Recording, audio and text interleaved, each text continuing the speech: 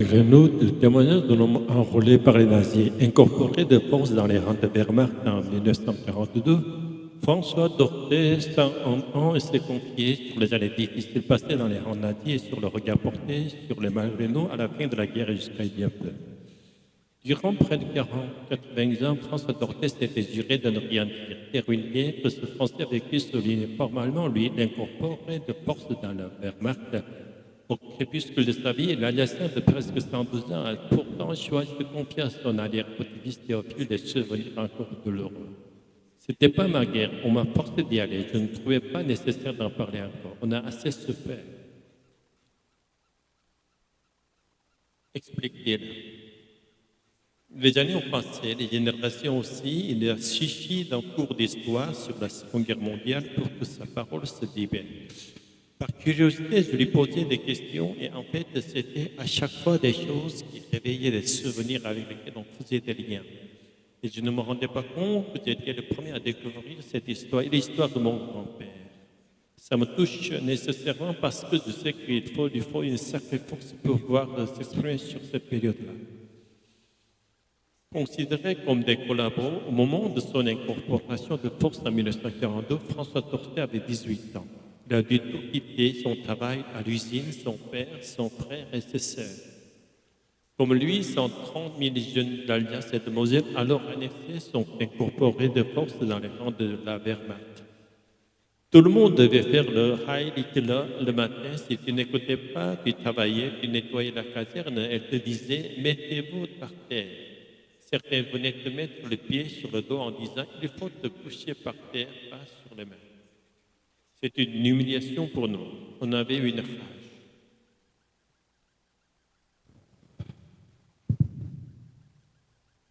Pas question d'échapper à cette incorporation, car les Allemands s'en prenaient aux familles de déserteurs.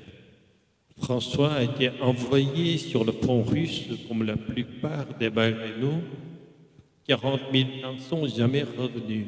Lorsque la guerre prend fin, la joie du retour ne sera que de courte durée, car à l'époque, on se méfiait des Balrénaux.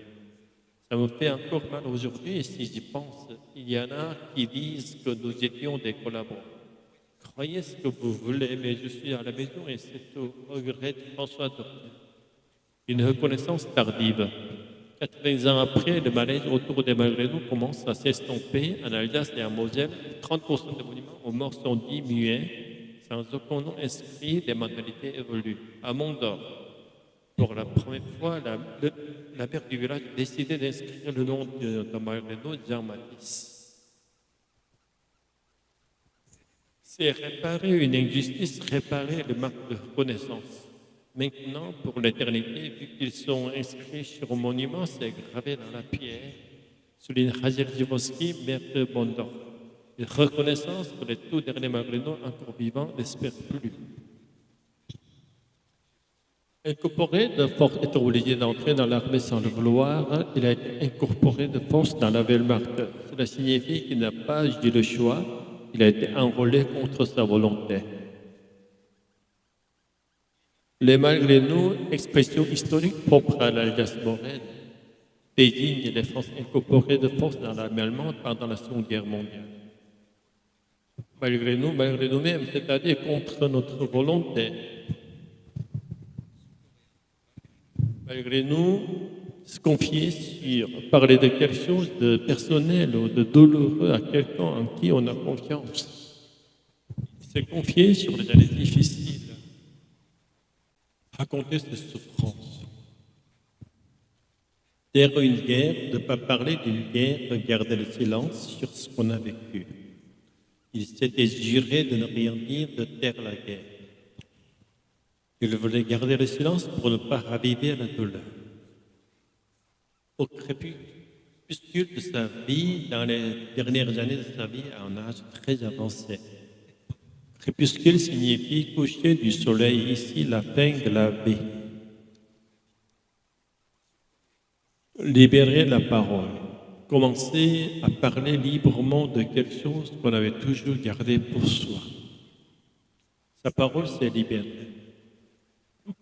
Il a enfin raconté ce qu'il avait vécu, considéré comme des collaborateurs.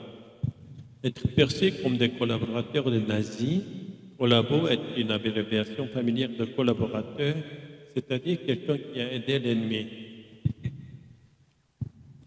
Rage, colère très forte, profonde, violente. Exemple, on avait une rage. Il ressentait une grande colère, une humiliation intérieure. Reconnaissance tardive, le fait d'être reconnu, honoré ou compris, mais très longtemps après le fait. Exemple, il y a une reconnaissance tardive des malgré nous. On reconnaît leurs souffrances, mais trop tard. Gravé dans la pierre, inscrit pour toujours de manière permanente sur un monument ou dans la mémoire. C'est gravé dans la pierre. Cela symbolise une mémoire éternelle, une justice rendue. Et alors, ce n'était pas ma guerre. Papy, c'est vrai que tu as fait la guerre dans l'armée allemande? Oui, mon garçon. En 1942, j'avais 18 ans et quand on m'a incorporé de force dans la Wehrmacht. Et tu étais français? Comment c'est possible? À cette époque, l'Alsace et la Moselle avaient été annexées par l'Allemagne. Je n'avais pas le choix. Si tu refusais, ta famille risquait des représailles. Et toi, tu voulais te battre pour qui? Pour personne. Ce n'était pas ma guerre. Je ne me sentais ni allemand ni soldat. Je voulais juste rentrer à la maison vivant. Qu'est-ce que tu as ressenti là-bas? De la peur, de la honte et surtout de la colère. Chaque matin, on devait faire le salut nazi. Si tu hésitais, on t'humiliait. Certains se faisaient piétiner comme des bêtes. Et après la guerre, les gens ont compris que ce que vous avez vécu, pas vraiment, beaucoup nous prenaient pour des traîtres, des collaborateurs, on nous jugeait sans savoir. Alors la plupart ont préféré se taire. Et toi aussi, tu as gardé le silence. Pendant près de 80 ans, oui, ce silence était une armure. On voulait oublier, mais les souvenirs ne se passent pas. Qu'est-ce qui t'a décidé à en parler aujourd'hui? Toi. Ces questions m'ont fait comprendre qu'il fallait transmettre l'histoire dans le sens que si on la raconte. Je comprends. Ce que vous avez vécu, c'est aussi notre mémoire à nous. Exactement. Tant que quelqu'un écoute, rien n'est complètement perdu.